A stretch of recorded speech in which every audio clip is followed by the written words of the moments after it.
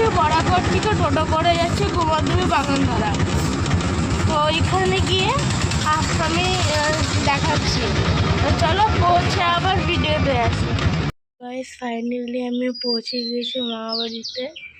এখন এখানে মেঘলা আসে বলে আমি একটু বাইরে বসে আছি, বেশ হাওয়া দিচ্ছে। তো ভিডিওটি ভালো লাগলে লাইক শেয়ার সাবস্ক্রাইব সব করে দেবে।